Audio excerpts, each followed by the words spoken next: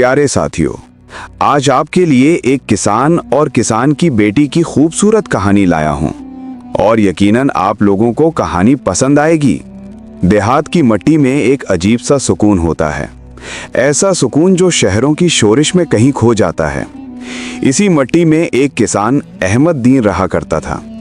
लंबा कद, धूप में तपकर कांसी की तरह रंग, हाथों में मेहनत की लकीरें और दिल में वो सच्चाई जो सिर्फ खेती करने वालों के पास होती है। वो अपने गांव में निहायत इज्जत वाला इंसान समझा जाता था। उसकी जमीन बड़ी नहीं थी, मगर उसकी मेहनत बड़ी थी। अहमद दीन की जिंदगी का सबसे कीमती खजाना उसकी बेटी जोहा थी। वो कल 10 साल की बच्ची बड़ी मासूम, सादा, मगर आंखों में एक चमक लिए हुए थी। यूं लगता जैसे सुबह की पहली किरण उसकी पलकों से छनती हो। गांव वाले उसे बहुत चाहते थे क्योंकि उसकी मुस्कुराहट में एक अजीब सी कशिश थी।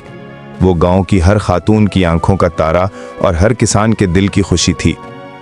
एक दिन फजर के वक्त जब हवा में ताजगी और हल्की ठंडक थी, अहमद दीन ने जोहा को आवाज दी, बेटी उठ जाओ, आज खेत में बहुत काम है। बारिश के बाद मिट्टी तैयार है, बीज डालने हैं।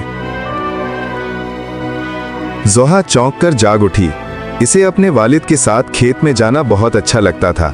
वो फौरन उठकर अपना दुपट्टा सीधा करती और छोटा सा घड़ा हाथ में पकड़कर बाहर आ जाती। अब्बा, आज कौन से बीज बोएंगे? आज गंदम के बीज डालने हैं। ये बीज हमारा रिस्क बनते हैं।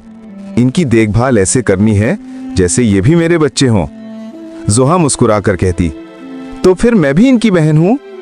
अहमद हंसता, हाँ बेटी, सबसे प्यारी बहन।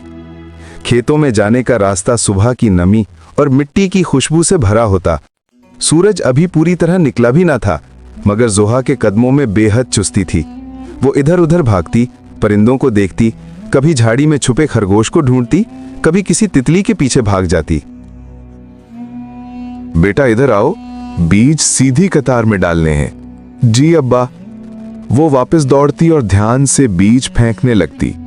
जिंदगी में हमेशा धूप के बाद साया नहीं आता, कभी धूप ही धूप पड़ती है।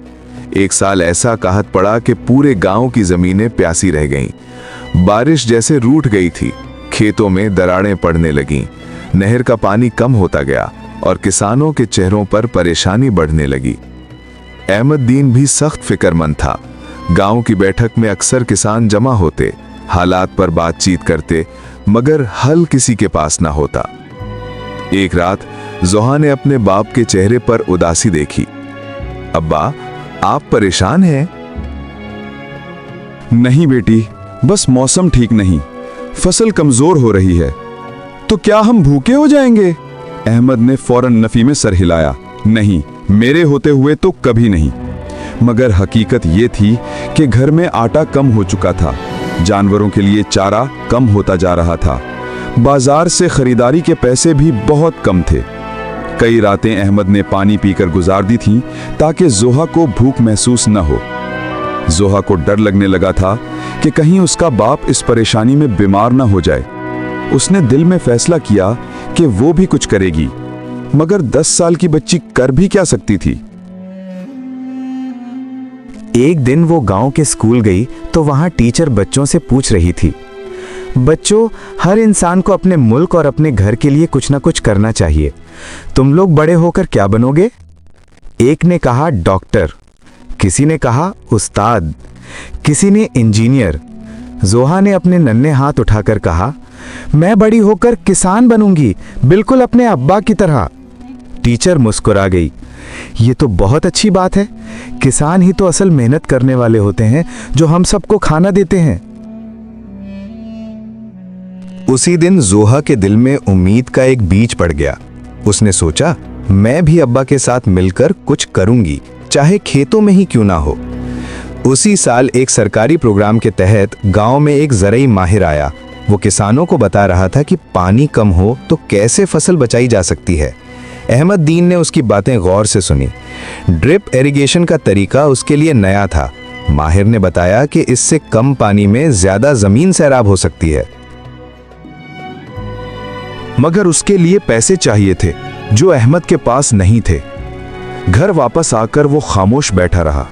जोहा आई और उसके पास बैठ गई। अब्बा, आपने वो छोटी छोटी नालियां देखी थी जो माहिर ने दिखाई, हम वो ले क्यों नहीं लेते? अहमद ने आह भरी, बेटी वो महंगी हैं। अगर मैं अपने गले के कड़े बेच दूं तो? अहमद चौंक गया, हरगिज नहीं, वो तुम्हारी मां की निशानी है। पर अब्बा, अगर खेत न बचे तो कुछ भी नहीं बचेगा। ये सुनकर अहमद की आंखें भर आईं। उसने जोहा को गले से लगा लिया। मेरी बेटी, तुम मेरे लिए कितना सोचती है, मगर मैं तेरी चीजें कभी न बेचूंगा। जोहा ने जिद नहीं की, सिर्फ इतना कहा, अल्लाह बड़ा है, कोई ना कोई रास्ता निकालेगा।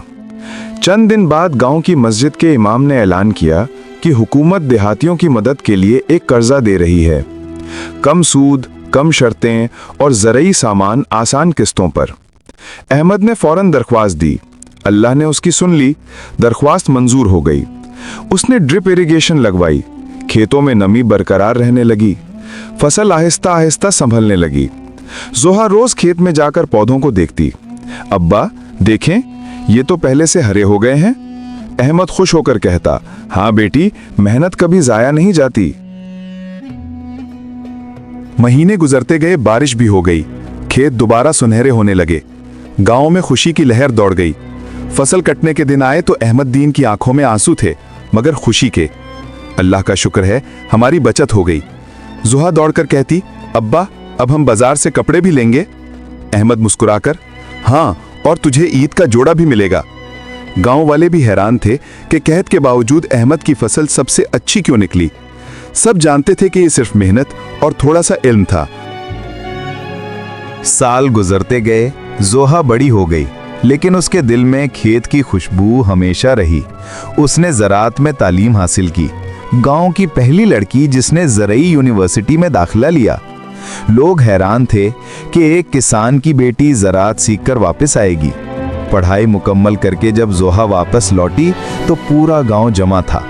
हमारी जोहा अब माहिर ज़राअत बन गई है, इमाम ने ऐलान किया। जोहा ने सबके सामने कहा, मैं यहाँ आई हूँ ताकि अपने गांव के खेतों को और बेहतर बनाऊं।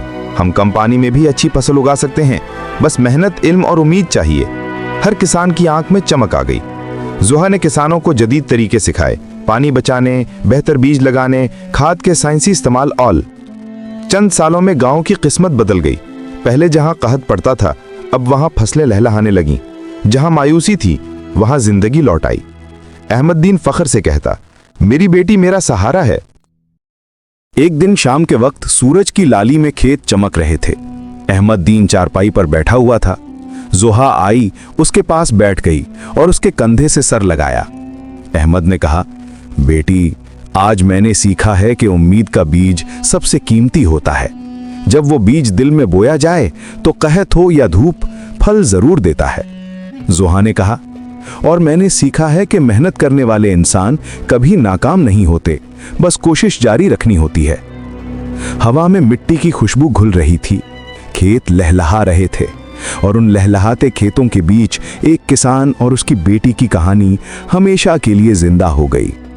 प्यारे दोस्तों, अगर आज की कहानी पसंद आई तो वीडियो को लाइक और चैनल को सब्सक्राइब जरूर करना।